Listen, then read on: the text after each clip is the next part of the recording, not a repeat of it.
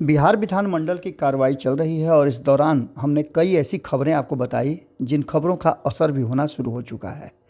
कल लगातार जब सदन चल रहा था, इसी बीच में तारांकित प्रश्नों का जवाब देते हुए जब प्रश्न नंबर 352 आया तो एक अलग तरह की स्थिति पैदा हो गई। ललन सराफ, जो कि जदयू से ही एमएलसी हैं, उन्होंने अपने सवाल पूछने शुरू किए और सवालों का जवाब उन्होंने कहा मुझे प्राप्त हो गया है, लेकिन उसके बावजूद भी उन्होंने अपनी बात रखी। उन्होंने इस सवाल के जवाब में और जिन्हें जवाब प्राप्त हुआ था उसको लेकर के बहुत सारी बातें कही।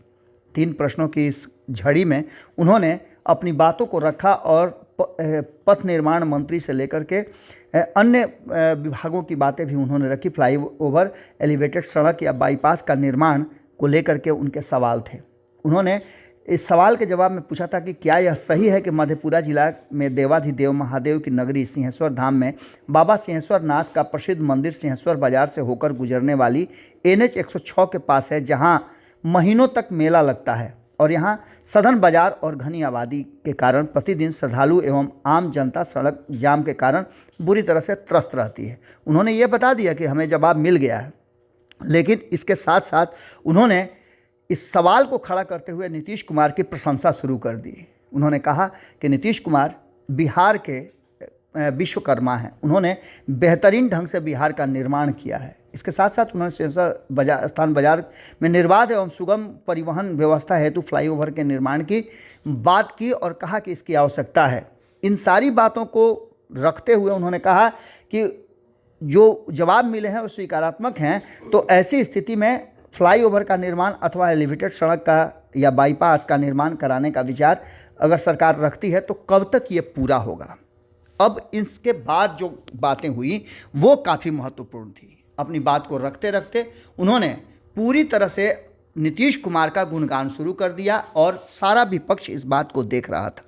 भरी सदन में ही जदयू के इस एमएलसी ने ऐसा नारा लगाया कि जिसको लेकर के बीच में ही हस्तक्षेप करना पड़ा सभापति को।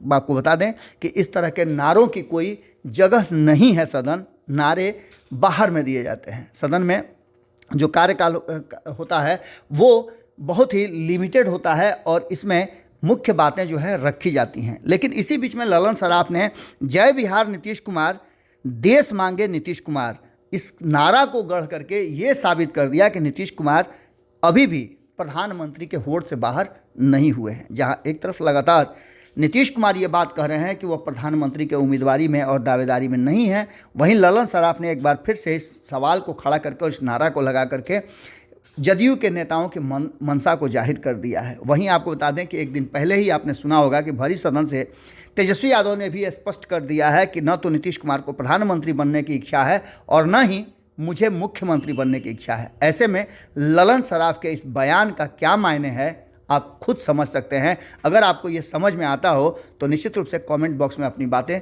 जरूर लिखिएगा। जुड़े रहिए भारत लाइव के साथ। बहुत बहुत धन्यवाद। अगर ये वीडियो पसंद आई और वह बिहार के राजनीति और बिहारियत से सरोकार रखेनी तो सब्सक्राइब बटन दबा के चैनल के सब्सक्राइब कर ली। ओजे एगो घंटी बा, ओकरा बटन दबा देला से कुल सटीक और मारक खबर रुआ मुफ्त में मिल जाई। अगर रुआ पत्रकारिता के हमनी के नया प्रयोग में सहयोग कर चाहतानी तो ज्वाइन बटन दबा दी। पेटीएम नंबर नोट कर ली 9386816700। धन्यवाद।